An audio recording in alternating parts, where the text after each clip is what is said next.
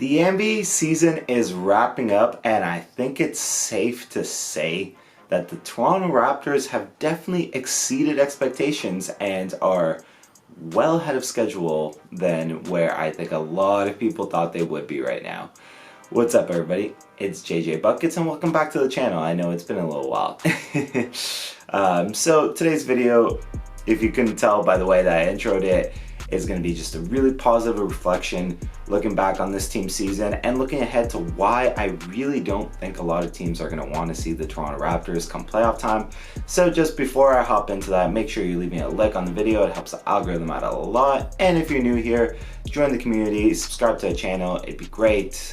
The road to 1K march is on. Slow march, but it's a march. So yeah, without further ado, let's hop in. I remember leading up to the season, I made a video just kind of previewing the season for the Raptors, and I had them, as a final verdict, kind of between the 6 to the 8, and while they could technically still end up in the 6, 6, Toronto. Anyways, while they could still technically end up there, I still think it's fair to say that they've exceeded expectations, because I think the mindset that I personally had around saying 6 to 8 was kind of, a good developing team that, this is kind of a year for them just to, get guys experience, get guys some playing time, get guys comfortable in new roles, and just see where you're at type of deal. And I feel like, we're just one step further than that this year with the Toronto Raptors. Don't get me wrong, for the most part, I'm still kind of looking at this as a developmental year. I don't think the Raptors are a championship contender this season, but at the same time, I think they're a team that can push in the playoffs, and that's not really something that I think I had personally anticipated for them in terms of just, I probably would have thought that they're a team that can show up to the playoffs, give somebody a tough first round series, no more than that. Now I'm probably sitting here looking at this team being like, hey, if things kind of fall into place right, they could make an unexpected run, probably not to the finals, but at least through the playoffs. Who knows, maybe as far as the Eastern Conference Finals go. But yeah, that's definitely ahead of where I personally thought I would have them.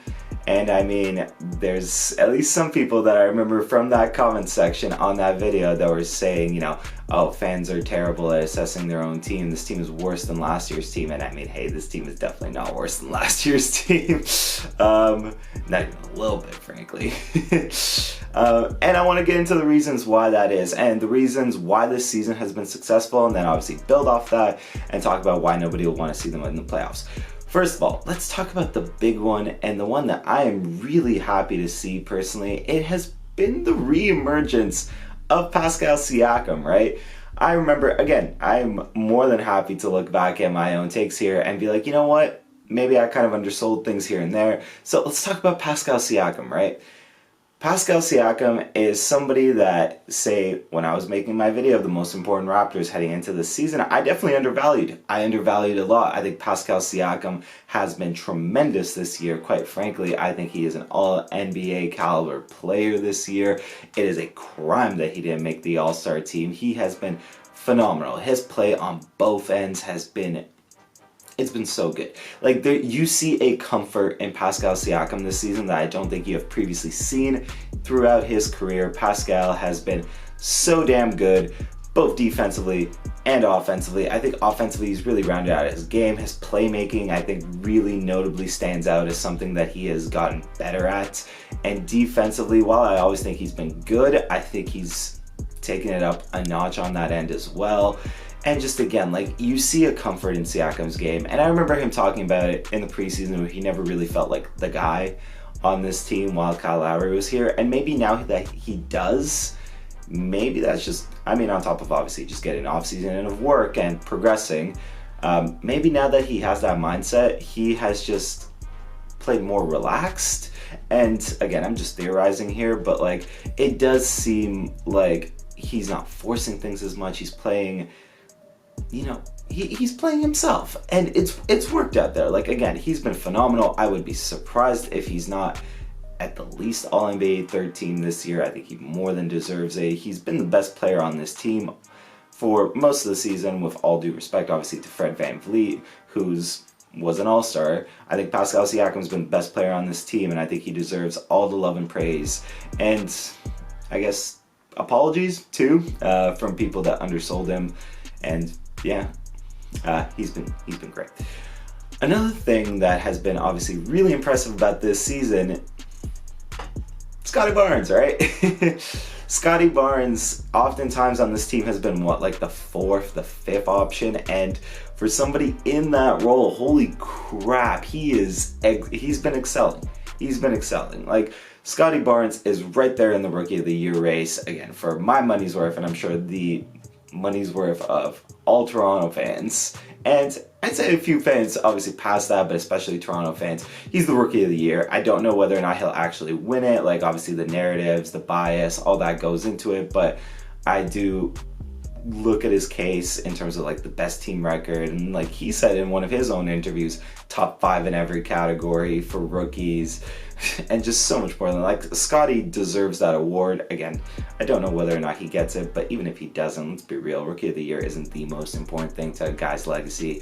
I think for Scotty, the most important thing is that you can see this guy's just gonna be a star. And even with what he is now, like, he has been so damn good that I find it amazing that the Raptors, in the 1 year that they were bad, managed to land a guy like him. So kudos to him. Kudos to Masai, who really obviously took that chance on him. I know a lot of people, myself included, were anticipating Jalen Suggs, and I definitely was not one of the people that was like overly upset that they took Scotty. You can go back to my draft night reactions video, and again, I was surprised, but I could see kind of the idea of what they were thinking with Scotty in terms of the high potential and probably like higher ceiling even then at the time for him versus Suggs. And it's worked out. It's panned out. Suggs has had struggles in his rookie season, and I still think he can be an okay pro. Like, I think he can still be a good player in this league. But Scotty Barnes is just definitely going to be miles better than him probably for most of his career. And kudos to, you know, everybody in the Raptors organization for making that call then. And, you know, they are definitely feeling good about it now. Scotty Barnes has been tremendous all year. He definitely still has room to grow. I think defensively he is probably, it's been weird, sorry. Defensively he probably hasn't been as good as advertised. Like, when I remember doing the draft videos, I thought Scotty would immediately come in and be like borderline All-NBA defensive caliber, and I don't quite think that's been the case, although I do think he's been very good on that end for the most part.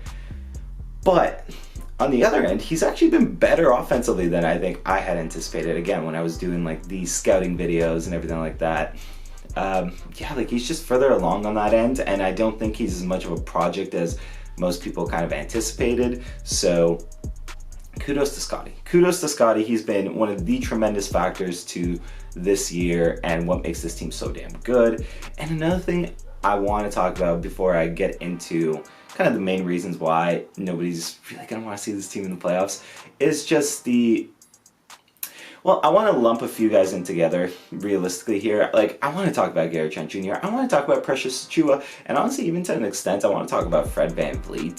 So it's hard, so I'm just going to group all of this together as just the continued growth and development of everybody.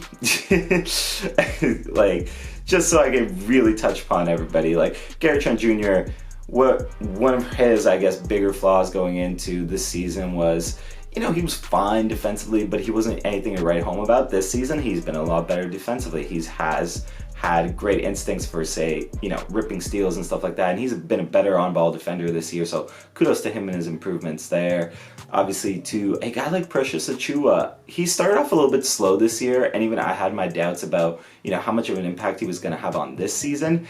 But I think the longer the season has gone along, the more, again, he's gotten comfortable, and he's gotten better at the things that he's tried to improve on. I know that sounds weird, but like, yeah. And yeah, Precious has really come into his own the longer the season has gone on. Now I think he'll be a valuable contributor come playoff time. And then on top of that, again, guys like Fred VanVleet, he's really taken the mantle from Kyle Lowry seamlessly. He was obviously the All-Star this season. He had stretches where he looked so damn good, and his point guard play was just phenomenal. Like, Fred has taken the reins and not looked back, and kudos to him, because I know there were definitely people out there that doubted his ability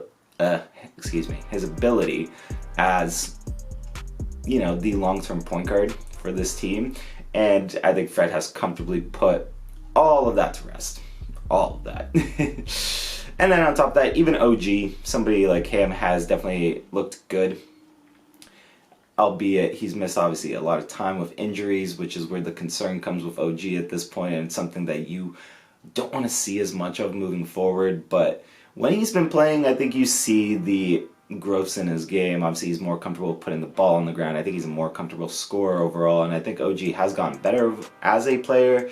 I just think for him, it's a little bit more so about staying healthy, because he's somebody that's shown you that he's going to continually get better. Now let's just keep him on the basketball court so he can continue to get better. Now, taking all of that I've kind of talked about and just jumping into why I don't think people are really going to be excited to match up with the Raptors come playoff time. So, first of all, one of the biggest flaws for the Raptors, obviously, all season has been their lack of bench production. You know what doesn't matter as much in the playoffs? Bench production. So immediately you kind of take one of the bigger flaws of this team and it is minimized a little bit, because again, you're obviously going to be leaning more heavily on your starters come playoff time, and I think that really works in the Raptors' favor, so it's a huge bonus right off the bat.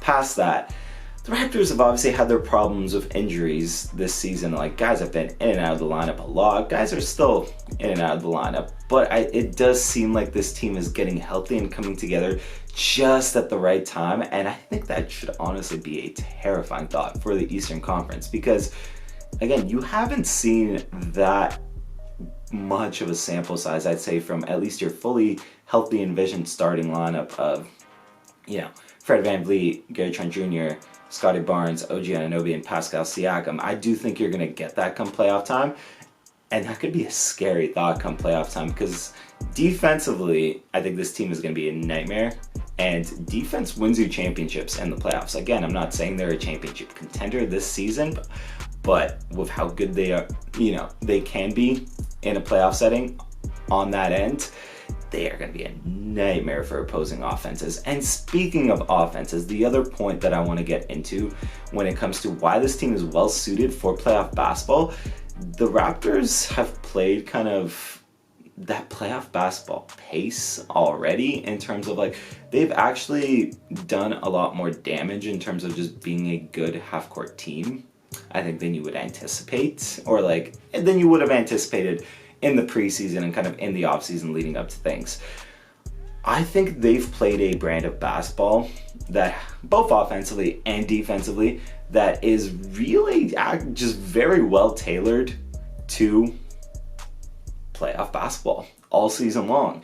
And I think it's going to be a seamless transition for them, whereas obviously some teams, you know, that play like a breakneck pace all season have to, you know, figure out with how you're going to deal with slowing down once the offenses do slow down in the playoffs. And I don't think that's going to be something that the Raptors have to overcome.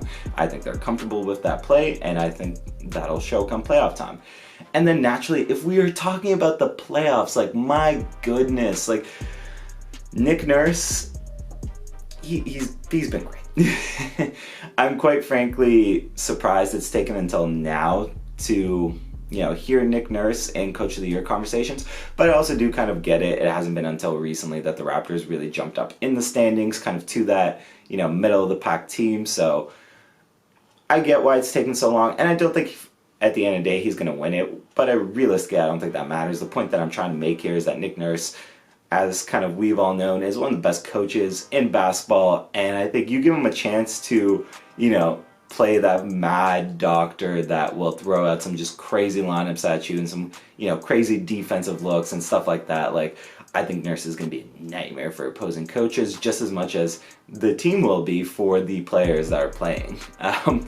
So with all that in mind, and like reviewing kind of the season and what's made it special and what has made it obviously ahead of where it was anticipated, and looking at some of the factors going into the playoffs, I really don't think a lot of teams are going to want to see the Raptors.